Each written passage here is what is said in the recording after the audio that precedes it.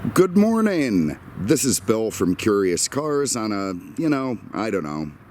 What's today like? It's not exactly muggy, but we've been getting so much nice weather that it's a little bit of a bummer. It's like, I don't know, 70 degrees this morning, minor humidity. I've actually broken a bit of it, not really a sweat, but, you just feel a little moist, for want of a better word, after running around a car for 20 minutes taking pictures, and that's a shame. But I do think that it's getting cold again tomorrow, or certainly a lot cooler, so I will be happy about that. I'm here in Peter's yard. No goats this morning. One did come out the other day.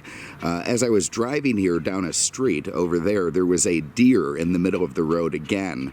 And I'm honestly not sure why the people in this neighborhood don't use some kind of deer begone product, like a Winchester or a Savage 300, to, free the road of these impediments that could cause some nasty problems. So just something to think about. It also has the added benefit of creating some nice sausages. What do I have today? I have before I get into it, real quick, I've been corrected extensively on the Maybach video over my pronunciation of the name Maybach. Apparently I was saying Maybach. Well, here's the issue in my mind.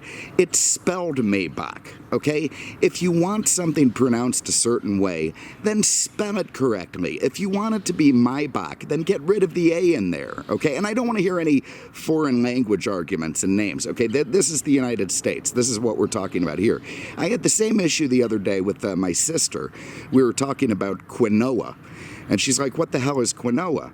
And I said, what's that thing people eat? It's quinoa. It's like arugula or something. And she said, oh, quinoa. Well, no, it's not quinoa. It's not spelled K-E-E-N-W-A. It's spelled quinoa. What the hell is it? Q-U-I-N-O-A.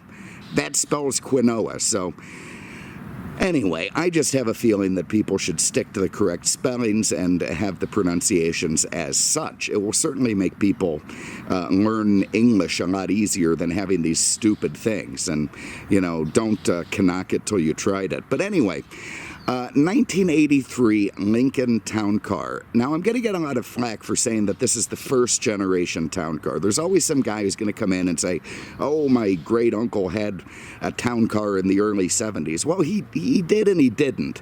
The town car was not an actual model all on its own until this car debuted. I want to say in 1981. I'm not sure. The 80 is a little bit of a weird year a lot of weird years for Lincoln, actually. But the town car was a trim package on the Continental. It wasn't until this car came into existence that it became an actual model name, not the Continental town car, but just the town car proper. And it's built on the ultra beloved Panther platform from Ford, which even though it's looks huge today, it was actually quite small by the standards at the time, more than a foot smaller than the bigger full-sized cars of the 70s, and Ford was the last of the bunch to downsize. Lincoln and Chevy, GM had done it earlier. So anyway, the Panther platform came out, and it was supposed to be a temporary measure, like a little bit of a bridge to when they became front drivers. If you remember that Continental, the Taurus-based Continental in the early 80s at Ford, that was supposed to be the future, and this thing was only supposed to run for a couple of years the way it was. That didn't work out. Instead, this thing ran for like 32 years. They built the last Panther-based town car in 2011. It even outlasted the factory they were built. They were in Wixom, Detroit, and that got moved. I probably pronounced that wrong. And they moved it over to Canada, which is, we'll take that as we will. But anyway, so the town car was supposed to be a little bridge gap thing, this Panther thing. And instead it started selling like crazy because GM downsized before Lincoln did. And Peter's statue in the way. And as a result, Lincoln picked up a lot of buyers, particularly in the livery service.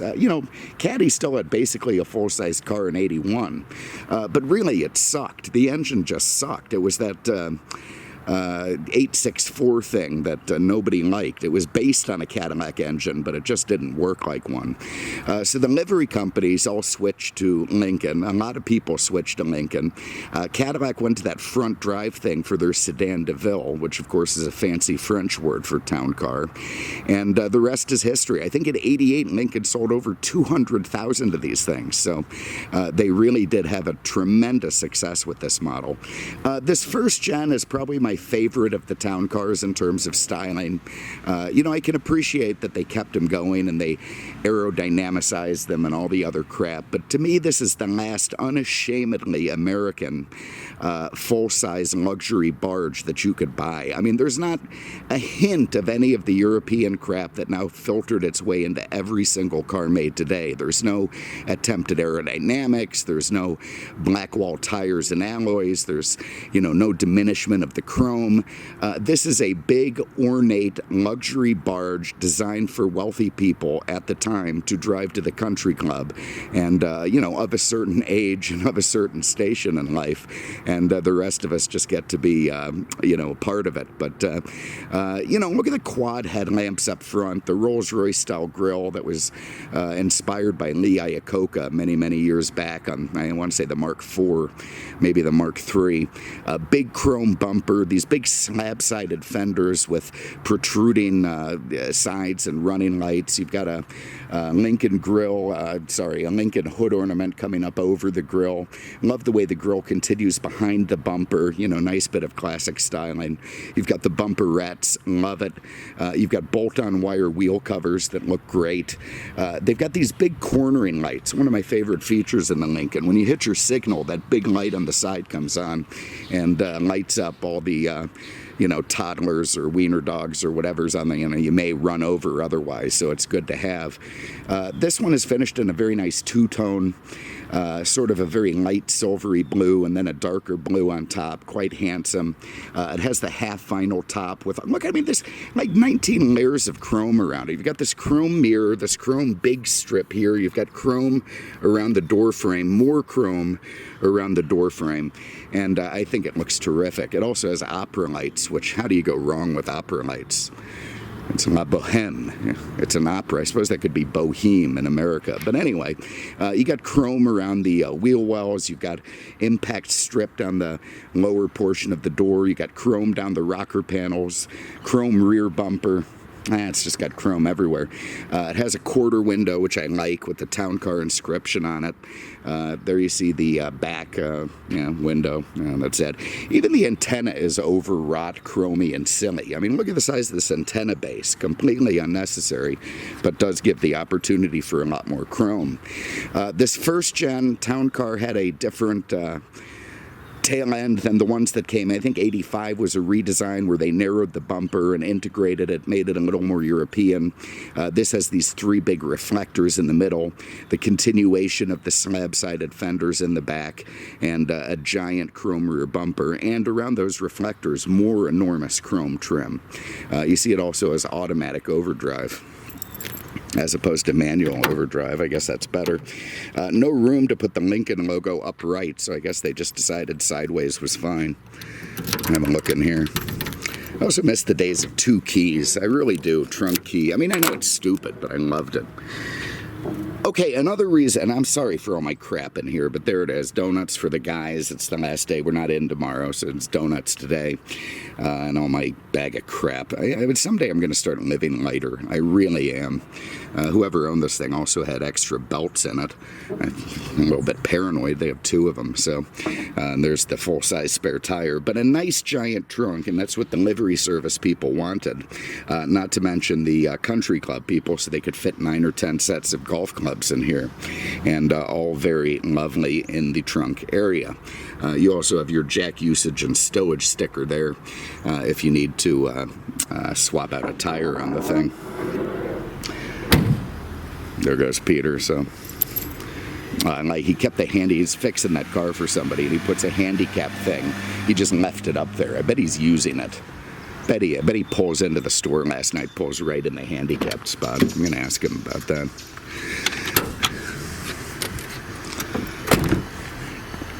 have a look under the hood. So another reason people liked this car over the Cadillac at the time is it was a lot less complex. There is a 302 cubic inch, same one they used in the Mustangs and other cars, with this what is it, electronic fuel injection. I'm not really sure what makes it electronic, but somehow it is. And I guess it has a computer, like an Apple IIe or a Commodore 64 under here somewhere telling it when to shoot gas in. But very simple, you know, not a ton of horsepower, but enough to motivate the car. This still is in the dwindling years of the malaise era. I think we have to get into the 90s before the horsepower ratings really start going back up properly. So it's crappy horsepower and crappy torque, but it is a V8, and that is more than enough to get it going down the road. This one also had the tow package, so you get dual exhaust and a limited slip diff, like an extra 10 horse, and that all works out very nice. Also been retrofitted to 134. The beginning of emissions and, you know, that sort of crap, and everything lovely under there. Oh God, that's a heavy hood. Town car script above the light, like it. All right, let's have a look and see how the Canadians are going to do back here. Well, they're going to be pretty chipper. I mean, no question about it. You've got a big bench seat in the back, fits 3, everything lovely, plenty of legroom. Again, livery service people, that's why they bought this thing. It fit everyone in there. 6-passenger car. I mean, SUVs weren't really a thing in 1983, so big cars had to hold a lot of people. Maybe this would have been a good family car then. The preservation, this thing is like 48,000 miles, and the preservation on it is terrific. Usually when you see these door panels and whatnot, it's all exploded and gone, been out in the sun. This thing has been very well preserved. You've got your chrome light switch, your chrome window switch. You got a rusty looking ashtray there. I don't know why that happens. Maybe someone's smoking back here. They lit a few off then. It was the 80s. It was a different time. I like the way the little latch works on it too. Nice big chrome door handle. Expanses of fake wood. The fake wood forests are crying when they look at this car. Little chrome trim, chrome door lock knobby thing. Just all very nice and proper. The original floor mats back there. And a nice little armrest for your Canadians to rest themselves on. All very lovely. I think it has some lights up there and places to hang your dry cleaning as well. Let's have a look inside. The opera lights are terrific. Condition of that top is stellar. And even the stitching is intact. That's really impressive for being, I don't know, what is this car, like 20 years old now? Up front, very, very cool, all very vintage and lovely, and, you know, actually to me it's not that vintage. It reminds me of being a kid. You got this big command center of switches here for your door lock, your windows, your power seat, and your power mirrors, or at least that's your, sorry, it's not power mirrors, remote mirrors. That's the driver's side. The passenger side is on the dash. More chrome, more carpet. It had some kind of premium sound thing, so you got this big speaker looking deal there. And the seats are some sort of cloth. I don't think this was a premium model. I think it was sort of a, I don't know if I'd call it a base model because it has the two-tone and the quarter top and had premium sound and some other stuff. So it was obviously a little bit upmarket, but it doesn't have the big tufted leather that you might have had back then, which probably is why it survived. Anyway, let's hop in. Also has a power passenger seat, which is nice. So now we take out our ignition key, hammer that thing in, fire it up, which it fires right to life, and bings at you. Get that crap turned on. And let's see what we got. So we have a very interesting square instrument cluster with a series of squares. You've got your, over there, your temperature, your fuel. You've got your speedometer in the middle with the 55 circled because that was a thing in 83, making sure people knew where 55 was in case they happened to be in Ohio where they had the death penalty for going over 60. It's got a working clock, which is terrific. It was a pain in the ass to set. The thing was kind of tight, but I did set it last night and it's keeping perfect time.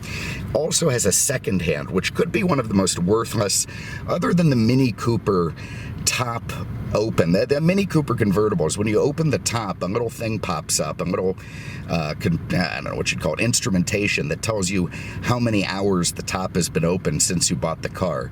It is singularly the stupidest and most worthless gauge in automotive history.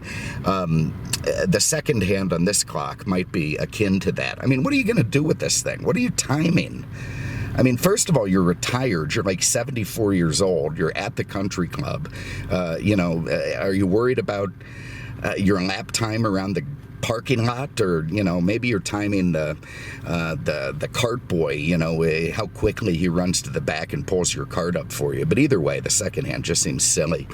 There you see just 48,000 miles on this thing, and if you think for a minute that it's like rolled over, forget it. 148,000 on this car, and it would look like a piece of crap. It's been a very well preserved estate car for many, many years. One thing that's interesting is it has quite a small diameter wheel for a big luxury car. I suspect quite smaller than the Cadillac at the time. And it has this tilt thing I don't like, where it hinges right at the back of the wheel. So you get this radical tilt. I like it much better when the steering column moves in its entirety, but it's fine and it works, and I can get it where I want it, which is a little bit low. That low rider song. We got a horn that works. Let's see.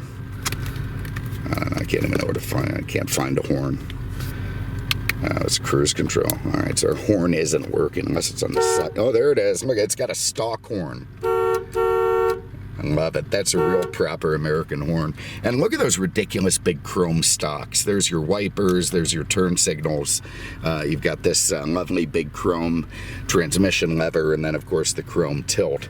You also have cruise control stuff right on the wheel, and I tested that.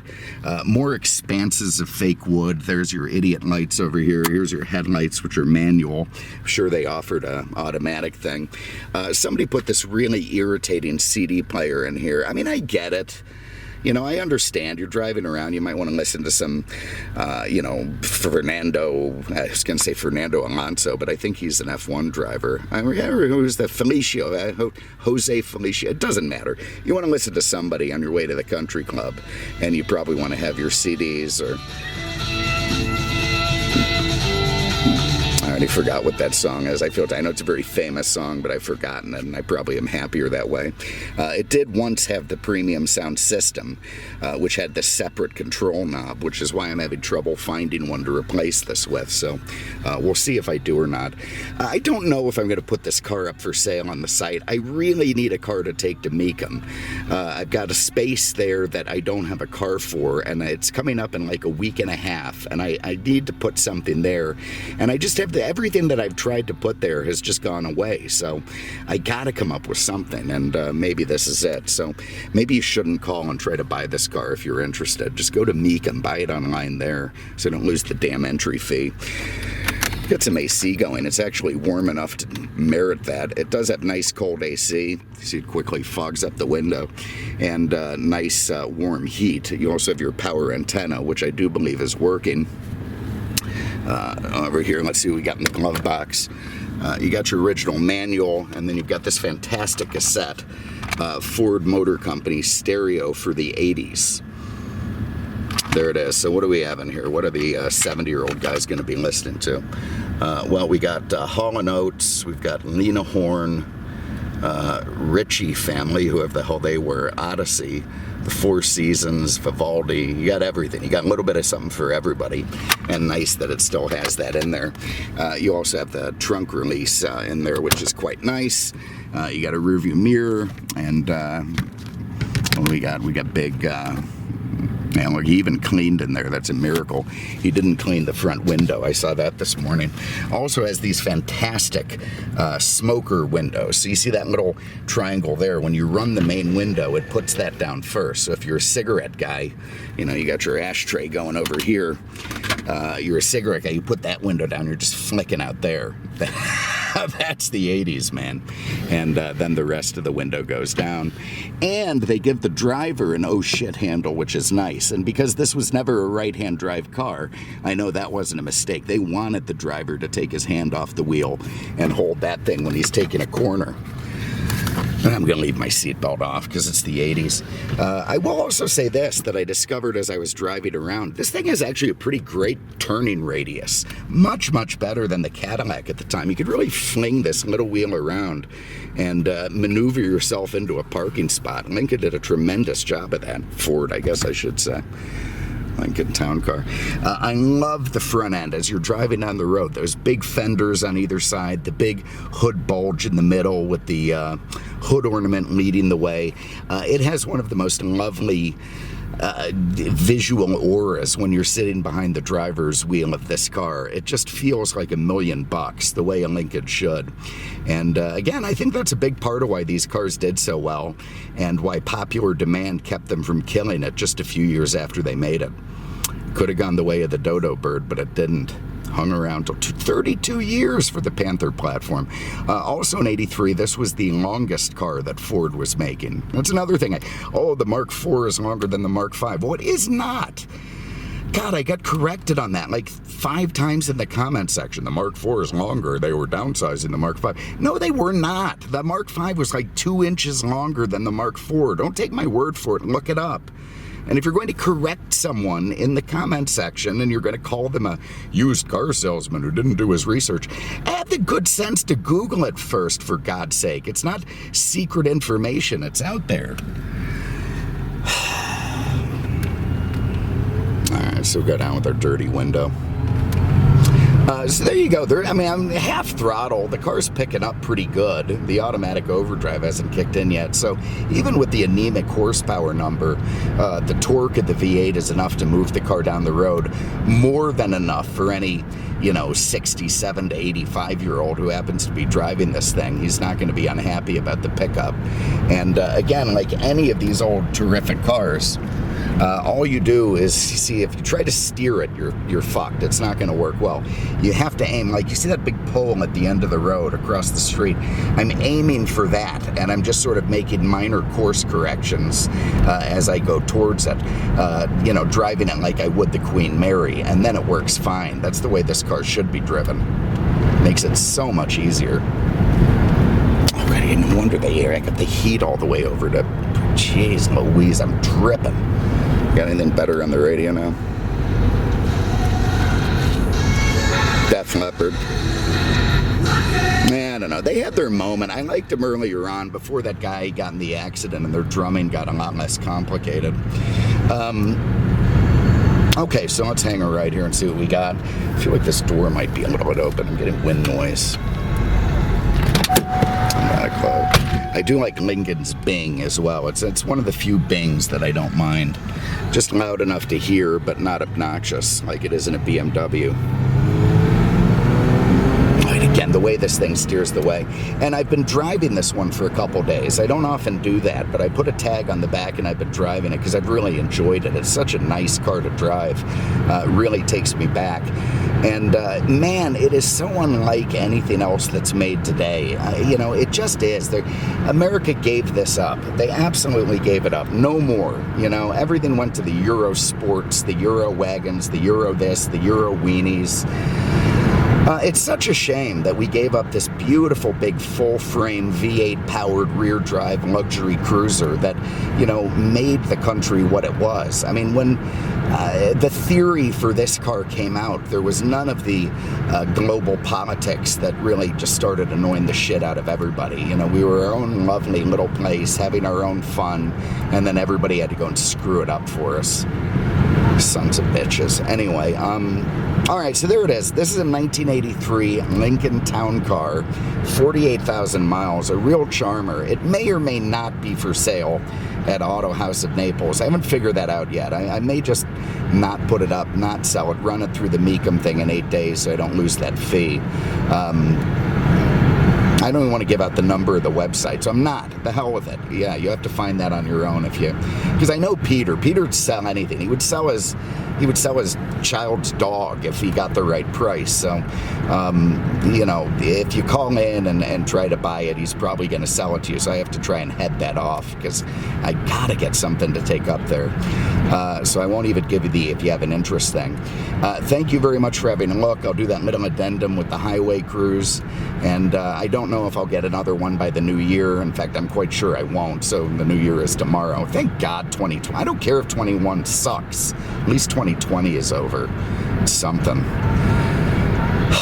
Anyway, thanks for looking. Thanks for watching. And if you made it this far, God bless you. I mean it.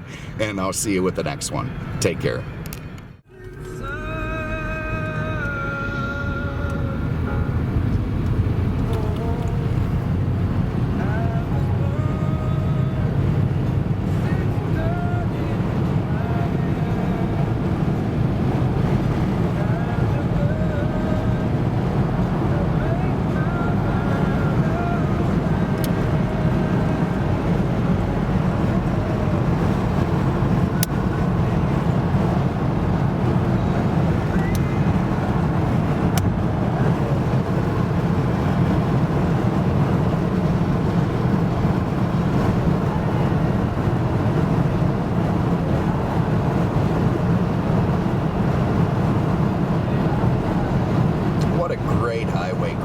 Man, I feel like I could point this thing north and navigate to, I don't know, Newfoundland or something.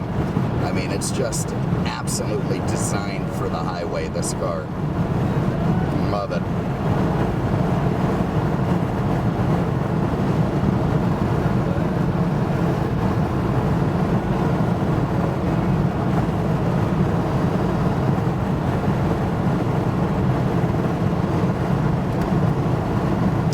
Thanks a lot. See you later.